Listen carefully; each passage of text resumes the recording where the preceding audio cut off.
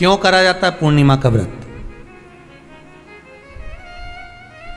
पूर्णिमा का व्रत करने का कारण क्या है बताइए? आप इतने सालों से कर रही हो, कई माताएं कर रही होंगी पूर्णिमा का व्रत। एक समय फलाहार करती हैं, एक समय भोजन करती हैं। भोजन में खीर का होना जरूरी होता है पूर्णिमा के व्रत में, दूध की सामग्री होना जरूरी होती है पूर्णिमा के व्रत में। 12 महीने की पूर्णिमा करो मना नहीं है। और पूर्णिमा उठाने का भी समय होता है चैत्री। चैत्र के महीने की जो पूर्णिमा होती है, चैत्री पूर्णिमा पहली पूर्णिमा मानी जाती है, इसलिए चैत्री पूर्णिमा को सिद्ध पूर्णिमा कहते हैं, कार्य सिद्धात्री पूर्णिमा कहते हैं, सिद्ध करने वाले। मनोरथी पूर्णिमा कहते हैं, मनोरथी पूर्णिमा। इसलिए पूर्णिमा का व्रत कहां से उठाया जाता है? चैत्र के महीने की पूर्णिमा से पूर्णिमा का व्रत उठाया जाता है कि मैं महीने की पूर्णिमा करूंगी तो वो चैत्र पूर्णिमा से उसको उठा लिया जाता है। पर उसका एक नियम रहता है, आप फलाहार करें अपनी जगह पर है, पर एक समय भोजन कर रहे हैं वो अपनी जगह पर, भोजन के साथ में मीठे के साथ थोड़ा दूध की सामग्री होना जरूरी होती है। और क्यों करते हैं पूर्णिमा का व्रत, किस लिए किया जाता है, क्यों करा जाता है, उसका व्याख्यान वर्णन शिव महापुराण के अंतर्गत स्कंद पुराण में लिखा गया। स्कंद पुराण में वर्णन किया है श्री वेद व्यास जी महाराज ने। कहा ये पूर्णिमा का व्रत इसलिए किया जाता है कि व्यक्ति का जब मन गलत भ्रम में जाने लगता है, मन जब गलत जगह पर जाने लगता है, तो ये मन को गलत जगह पर ले जाने वाला कौन होता है? तो कहा ये चंद्र होता है। व्यक्ति की राशि के अंतर्गत, व्यक्ति की पत्रिका के अंतर्गत, व्यक्ति की ग्रह दशा के अंतर्गत जब चंद्र बेकार चलता है तो व्यक्ति अच्छा करते करते भी बेकार करने लग जाता है। चंद्र डोल रहा है। कई माताएं कहती हैं गुरुजी हमारे बेटे को आशीर्वाद दीजिए, बहुत गलत संगत में जा रहा है, मतलब समझ जाना कि चंद्र गड़बड़ जा रहा है। बेटी अगर गलत मार्ग पर जा रही है,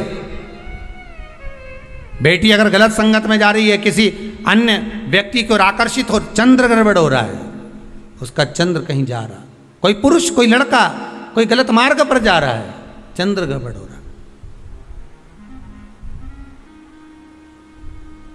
घर में जो क्लेश उत्पन्न होता है, घर में जो विवाद उत्पन्न होता है, उस विवाद को रोकने के लिए केवल चंद्र की ही, इसलिए तो पूर्णिमा घर की नारियां हमारे यहाँ हिंदू धर्म में यहाँ तक स्कंद पुराण में कह दिया कि प्रत्येक पूर्णिमा, आप लोग का कभी आप लोगों ने सत्यनारायण जी की कथा करवाई है? जितने लोग आस्था चैनल पर कथा सुन रहे हैं, जितने लोग फेसबुक यूट्यूब पर कथा सुन रहे हैं, यूट्यूब पर कथा का श्रवण कर रहे हैं, उनने कभी सत्यनारायण की कथा करवाई होगी। तो उसमें लिखा है हर कार्तिक, हर पूर्णिमा को, हर संक्रांति को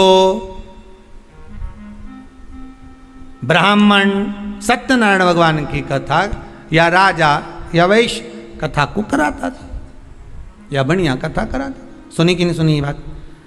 सत्यनारायण भगवान की कथा में लिखा है, स्कंद पुराण के अंतर्गत जो सत्यनारायण भगवान की कथा का स्मरण किया उसमें लिखा है प्रत्येक संक्रांति पूर्णिमा को सत्यनारायण की कथा करवाने लगा और ये योनि को प्राप्त हुआ, इस योनि से छूटा, इस योनि में गया। लिखा है, सब कुछ लिखा है।